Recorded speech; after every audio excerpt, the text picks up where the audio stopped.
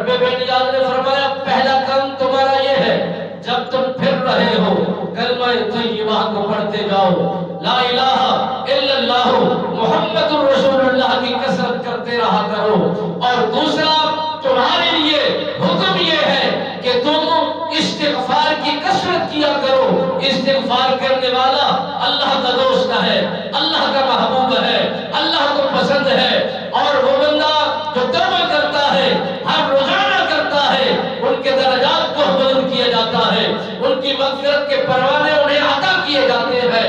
تیسرا وہ ہے جو خوش نصیب، جو روزانہ کی بنیاد پر جب ہاتھ اٹھاتا ہے، اللہ کی بارگاہ میں فریاد کرتا ہے، توبہ استغفار کرتا ہے، اس کے بعد جنت کی امید کی دعا لگاتا ہے کہ مولا اس جنت کا میں حقدار ہوں، طلبگار ہوں، امیدوار ہوں۔ جب یہ تیسری دعا مانگ لیتا ہے اور چوتھا حکم ہوا ہے کہ اس جہنم کے بالن سے بھی پناہ مانگا کرو، اس کے ایندھن نہ بن جاؤ، اس کی خوراک نہ بن جاؤ، اس کی غذا نہ بن جاؤ۔ اللہ سے پناہ مانگو، امید کرو کہ مولا ہم تیرے غضب سے ہم بچنا چاہتے ہیں، پناہ مانگتے ہیں، امیدیں لگاتے ہیں، استغفار کرتے ہیں۔ چوتھا پانچواں میرے نبی رحمت سرکار نے فرمایا جب بھی تم روزہ رکھا کرو اللہ کی بارگاہ میں یہ امید لگایا کرو کہ کریم رب تم پر کرم کرے گا، رحیم رب تم پر رحم کرے گا۔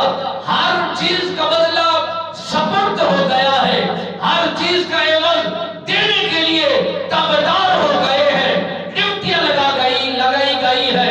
جب روزے دار کو راضی کرنے کا حکم آتا ہے، میرے کریم رب نے فرمایا اس کا بدلہ میں کریم نے چکانا ہے، اس کا بدلہ میں رحیم رب نے اس کی اپنی شان کے مطابق، اپنی عظمت کے مطابق، اپنے مرتبے اور نام کے مطابق میں نے ہر اس انسان کو اس کا بدلہ دینا ہے جس نے عبادت کی ہوگی، جس نے ریاضت کی ہوگی، جس نے تسبیحات پڑھے ہوں گے، جس نے اذکار کیے ہوں گے، جس نے توبہ کی ہوگی، جس نے التجائیں کی ہوگی، جس نے پناہ مانگی ہوگی۔ میرے کریم رب فرماتا ہے میں اپنی شان سے اس کو راضی کرتا ہوں، اپنے نام سے اس کی جھولیوں کو بھر دیتا ہوں۔ اے انسان، اس ماہ مبارک کا پہلا عشرہ رحمت کا ہے، دوسرا عشرہ مغفرت کا ہے، تیسرا عشرہ جہنم سے آزادی کا ہے۔ 3 حصوں میں یہ ماہ مبارک تقسیم ہو چکا ہے۔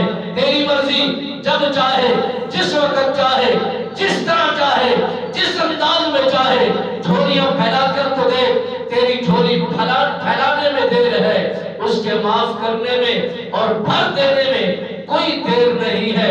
آئیے مل کر دعا کرتے ہیں، التجا کرتے ہیں، ارادہ رکھتے ہیں کہ کریم رب اس ماہ مبارک کے ہر لمحے کو، ہر گھڑی کو صحیح مانے، ہمیں احترام و ادب کے ساتھ اس کو پانے کی توفیق نصیب فرمائے، اس میں عبادات میں کثرت کرنے کی توفیق نصیب فرمائے، اور کلام الہی کو محبت و خلوص کے ساتھ پڑھنے اور اس پر عمل کرنے کی توفیق نصیب فرمائے۔